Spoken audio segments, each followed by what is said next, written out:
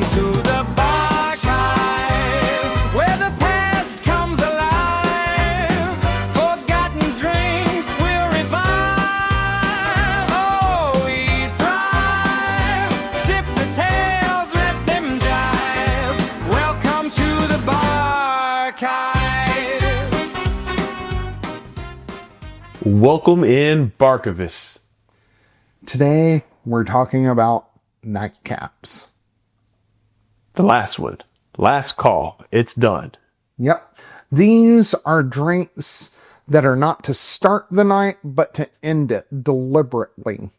Nightcaps are all about intentional closure rather than just simple indulgence. It's not just like dessert drinks. Nope. To me, the nightcap is a ritual. Almost part of me taking my nightly medicine. Yeah, and I mean, if you think about like when you're having friends over or whatever, it's a social signal, right? Kind of stir you up a nightcap, that signals one more drink, and then the evening is over. What makes a nightcap a nightcap? Well, nightcaps typically are spirit forward. They have little to no citrus, minimal dilution. They tend to be warming and bittersweet rather than like bright. Right? It's not to like awaken the senses. No, it's you're dimming the lights, or you're settling in. It's the last note before the end. Yeah, I mean, and these are drinks that are meant to be sipped slowly, to contemplate. These aren't meant for like just simple refreshment. You know, these are not porch pounders where it's like, yes, please, may I have another? Then the nightcap to me is different than just a traditional like after dinner digestif. This is beyond that moment, correct? Yeah, so like in Europe, in France, they call it a digestif. In Italy, it's a digestivo. That tradition has more of like a culinary purpose. And while a nightcap could be a digestif, the purpose is different. The digestif is to be like at the end of the meal to help stimulate digestion and things like that. So it has a culinary purpose. Yes.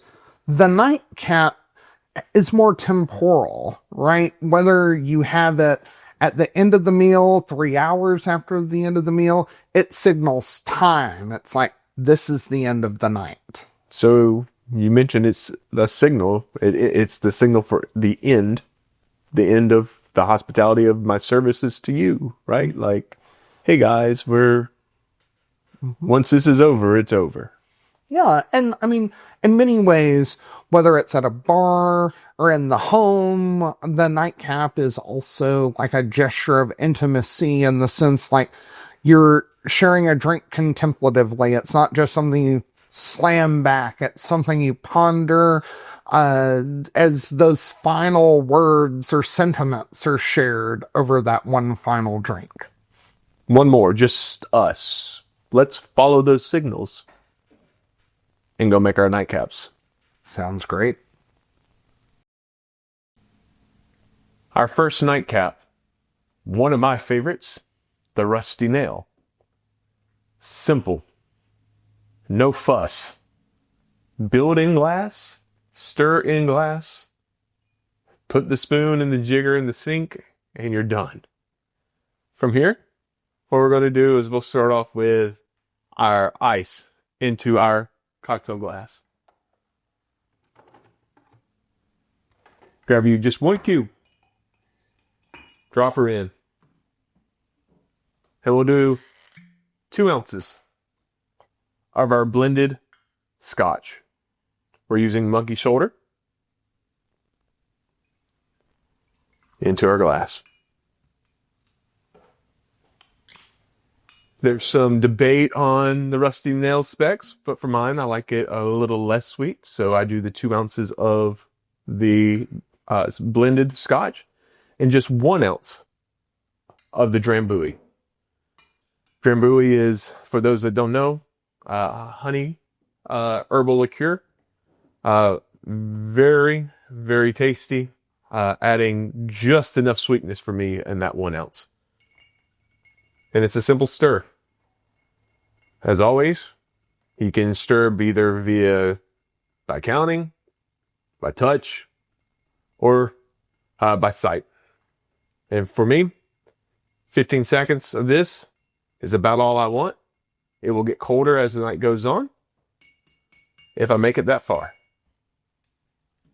And we have the simple, yet elegant, rusty nail. Cheers. From the nightcap I'm going to make the Godfather. And so we're going to start same build as Tim. Getting a nice big rock of ice and adding into the glass. From there, what we're going to do is, again, go Scotch. And on this one, we're using monkey shoulder. This one is what is called a blended malt Scotch. So unlike a Johnny Walker, a famous grouse, where they take malt whiskey and blend in lighter grain whiskeys, all of this is a blend of single malt Scotches. So it tends to be richer in texture and bolder. And so, like, at the end of the night, you want some of that richness from all malt whiskey here. So we're going to add 2 ounces of our monkey shoulder Scotch whiskey to our glass.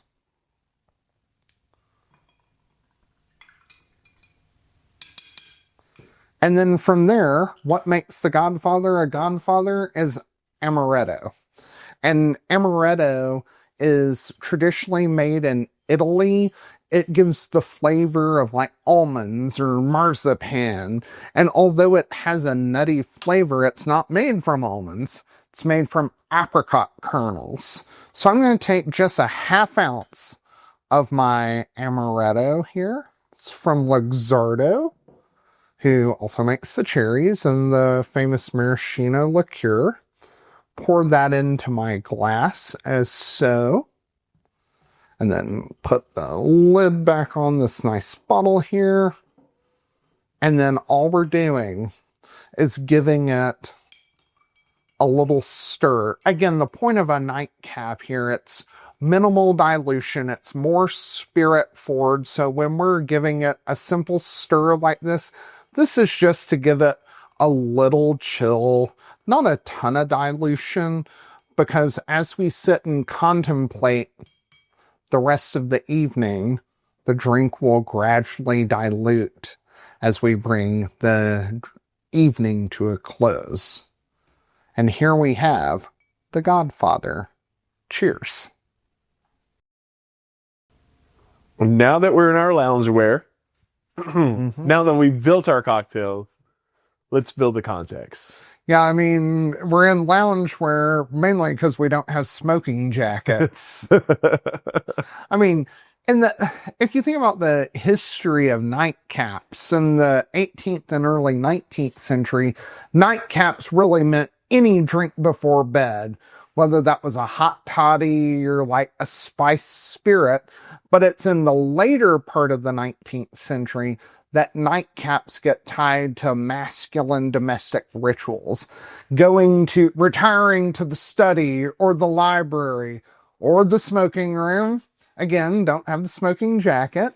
And the spirits that went along with that. So it meant Scotch whiskey, cognac, or fortified wines like port or sherry. Okay, so we've got that time frame passes, and then what do we get? Well, after Prohibition, that ritual kind of goes away during that time period, and nightcaps began to focus more on bottled liqueurs, kind of bringing some of the richness and sweetness. And mid-century advertisers would often push Scotch and a liqueur as evening drinks to make at home. I thought it was interesting that we both chose a Scotch base as our nightcap, but I mean, from specs passed around for different recipes, I mean, I could see it where Scotch has a heavy influence for most of our original nightcap recipes. Yeah, I mean, again, it's tied up with domestic culture. I mean, there are gender norms involved. Manly. I mean, the nightcap. Yeah, I mean, but that's where the origins of this and advertisers like thinking about like people in the 1950s hosting the cocktail party at their house, like using the nightcap as a ritual to signal the end of the evening is like if you made a more complex drink earlier in the evening, this way use scotch and our liqueur, right? And then just stir them together on ice and boom, 2-ingredient drink. It kind of gives that feel of a punch, right? At the very beginning, it's really boozy because that piece of ice is in there and it hasn't diluted yet. But as the night goes on, people are still pouring off on it. Starts to dilute more, less alcohol, lower ABV, correct? Same thing, start a night with a big, raucous, high intensity cocktail. And then like a martini. And then we hit the evening. It's like, hey guys, like you said, it's a signal. After this one, it's done. Yep. It's a silent nod to what's to come. Yeah, and you don't even have, and part of the signal is you don't have to say the night's over. It's like, who would like a nightcap? Yep. The term itself has that signal. Like when you say, yes, I would like a nightcap, essentially you were agreeing that this is it. If I did not agree, I'd be like, no, I want one more cocktail before I hit my nightcap. Yeah, it's a social handshake of time to move on. Yep. Okay. Our cocktails that we approached, the Rusty Nail and the Godfather, definitely both had the same approach with spirit. The main spirit being the 2 ounces and modifications based off the sweetness. And there's a debate on the Rusty Nail. Should it be an equal part or not? It's just personal preference. But let's talk about the Rusty Nail first. Do you mind? Sure. So, as the best we can tell, the Rusty Nail was invented in 1937, but it really hit its stride in the 1950s and 1960s, like with the Rat Pack, like Frank Sinatra, made the cocktail in vogue. And it's part of that post-war cocktail minimalism. Like on one hand, there's the convenience factor of sour mix and things that we've talked about on previous episodes. But in many ways, cocktails like the Rusty Nail and the Godfather, because they're 2 ingredients, it's just stir on ice. Like that's part of that convenience factor as well. You don't need a shaker. You don't need a stirring glass. You don't need a strainer. It's simple. Yeah. I mean, for most home enthusiasts, there is some sex appeal to pulling out all your tools and being able to shake or stir or to soda siphon something. But then there just comes a point where it's like, get down to brass tacks and get the job done with something that's low effort, high quality. Absolutely. And I mean, you alluded to the different proportions, and I mean, that's one of the things about both of these drinks is that there are no hard and fast rules. The proportions, you can vary them based on your personal preference on how dry or sweet you want the drink. Yours, I would assume, is even more dry than mine, and I stated that I went 2-to-1 ratio, where there are some that call it equal parts, but yours was a half ounce. Yeah, but it is still quite sweet. It may be because the amaretto is sweeter than the Drambuie, and so in some ways, even though you don't have the bitters, depending on the liqueur you have, it's almost old-fashioned-esque, right? I mean, depending on your liqueur, the bitter element may be involved, but like if you added much more than a half ounce of the amaretto, you're pushing this from like nightcap, old-fashioned-esque, a sweet old-fashioned to dessert drink. Yep. It's finding that line depending on the sweetness of the liqueur itself. So when does the rusty nail work as a nightcap then? Well, I think it's because the honeyed sweetness of the Drambuie can temper some of the more assertive flavors of the Scotch, particularly if there's like a peatiness or smokiness in the Scotch. It kind of rounds it out, and it provides herbal complexity, but like an Amaro would, but without the bitterness. Yeah. I mean, it is, as I stated when we were making the cocktail, Drambuie is a Scotch / honey based liqueur. Like, that's within its base are those two things with then a bunch of herbs thrown at it. Definitely more on the sweet end and little to no bitter. And so like on mine, you get like it accentuates some of the nutty characteristics, and it's going to again cover it up with some of the sweetness rather than some of this herbal complexity.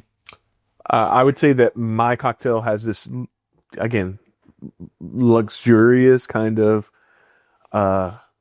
adult feel to it. It was probably one of the first adult drinks that I walked up and ordered at a bar on certain business trips. It had this.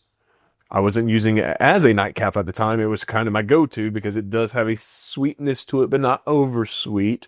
That I was able to sit at the table with all the business professionals and feel like I fit in. Right? It had that approach, and still to this day, I think has that feel to me that it's got this reason and presence that it's okay to be at the table. Yeah, I mean, it's sophistication. I mean, again, hearkening back to some of those older 19th century rituals, nightcaps like the rusty nail bring library drink energy, right? You feel like I need to be in a smoking jacket with a pipe, reading some distinguished book or having some intense philosophical conversation that's like highly academic and scholarly. I mean, it's like all my PhD dreams in a glass. Then let's turn the knob a little and go to a different dimmer night setting of the Godfather. Like the proportions of this one vary as well, right? You mentioned that. It could be the sweeter old fashioned. You mentioned that based off your specs that you want, but like, what about the history of this drink? Well, the Godfather, the origins of this drink are a little murkier than the rusty nail, but it kind of gained its name because the drink was said to be enjoyed by Marlon Brando, who of course was the star of the 1972 film, The Godfather. Makes sense. And I mean, again, this is a simple drink. Can you imagine, like, if you're a Hollywood actor, this is a drink that would be easy to order at a bar, easy to mix up in your trailer at the end of the evening after a day of filming, and enjoying the evening with your fellow actors. So, like, I mean, it's no wonder that Marlon Brando liked this drink. Yeah, no fuss. Again, part of these the allure of a nightcap is the no fuss. It's very minimal, right?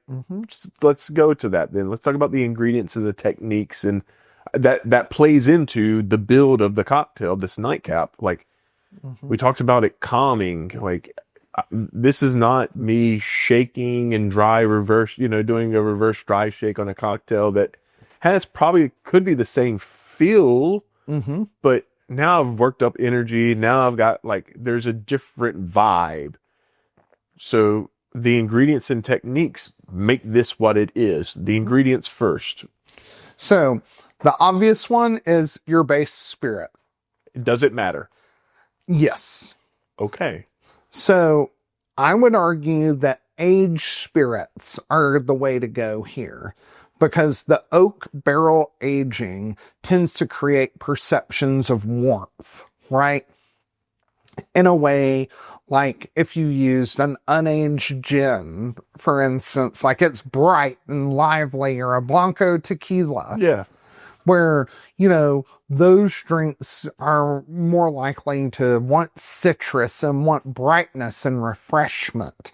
Whereas oak age expressions of spirits tend to lend themselves better to spirit forward drinks like this.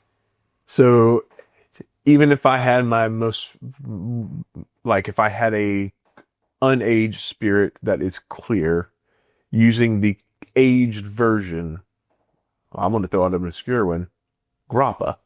Yeah.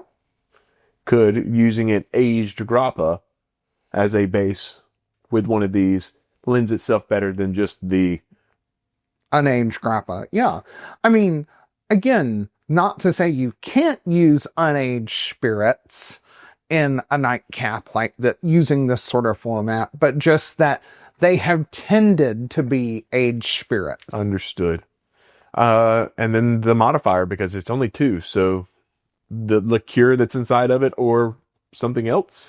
Yeah, so here we're using liqueurs instead of juices or syrups. But we're using liqueurs that definitely tend to bring a little more sweetness to the party. And the sweetness helps soften the alcohol. Okay. Rather than letting it dominate. Because, I mean, obviously, if we think about, like, at least for me, a lot of times, what's my nightcap?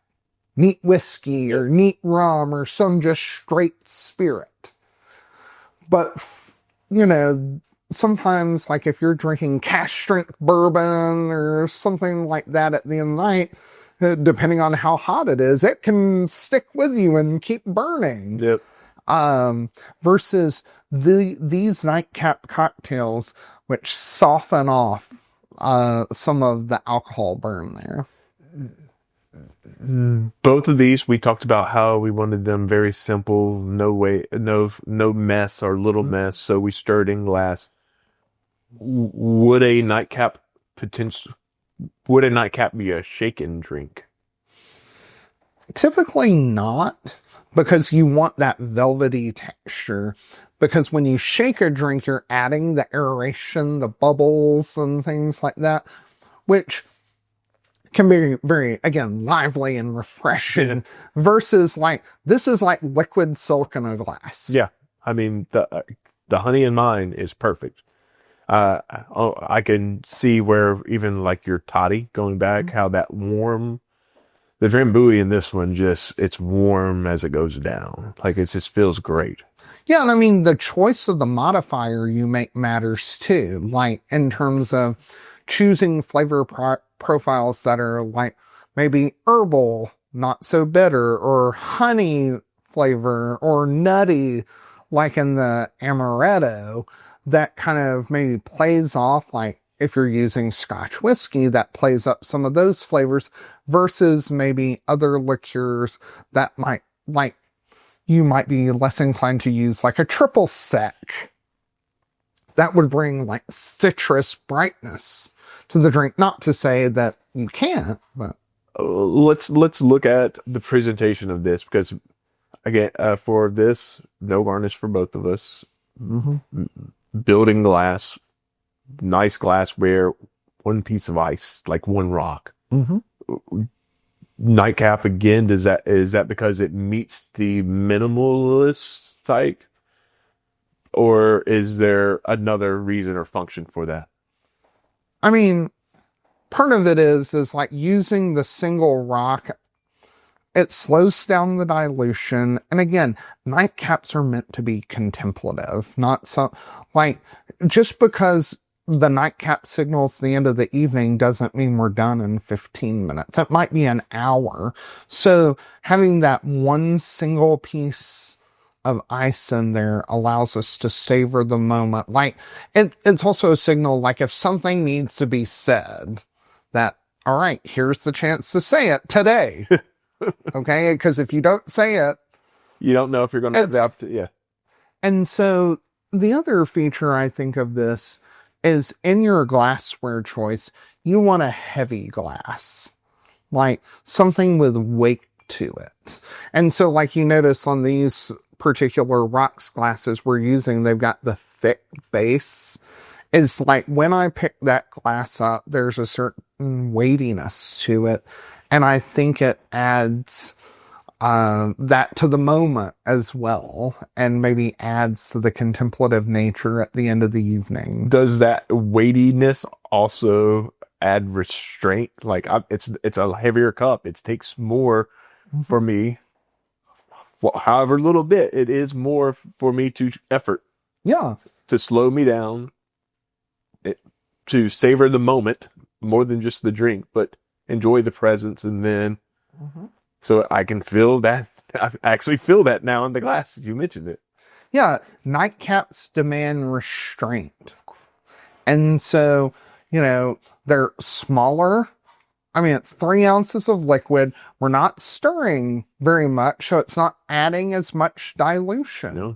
And because they're more spirit forward in this sense, it also contributes to the slowing of consumption. And although it goes down pretty easy, it's a drink meant to savor. Like this drink compared to like if I shook up a daiquiri. Yeah. That daiquiri is going to be very different from the first 5 to 10 minutes I have the drink. If I leave it sitting, it's going to warm because that coupe is now has warmed. Yeah, it becomes different. It's not something that you can savor for as long. Yeah, versus I can sit and leave this drink and over the course of half hour, even up to an hour, and yeah, it will become more watered down as my ice cube melts. But it's something that you can still enjoy. It's still pretty pleasant. And, a little more diluted drink by the end of the evening, after a good evening at least, maybe isn't such a bad thing. As we think about these nightcaps and closing up the evening, bring this episode to a little bit of a tighter close as you bring us out.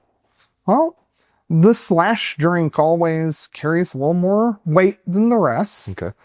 A nightcap isn't about chasing a flavor. It's not about showing off this new technique. It's not about being flashy. It's about marking the end of something. The conversation slows. The room quiets.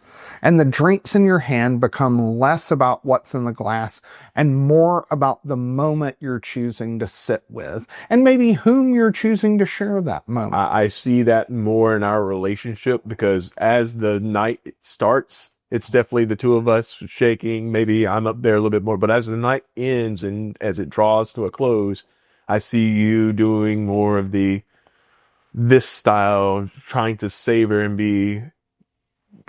being in the moment and just slowing it down, where I think I have a hard time with that pace. Like drinks like the Rusty Nail, right? So yeah, I mean, and it's one of those things, because these are easy to make, the time shared together can be focused on the conversation rather than okay, I need to grab this ingredient, make this syrup, things like that. And drinks like the Rusty Nail and the Godfather have lasted not because they're flashy, but because they understand the moment. 2 bottles, a heavy pour, and just enough sweetness to soften the edges of the day.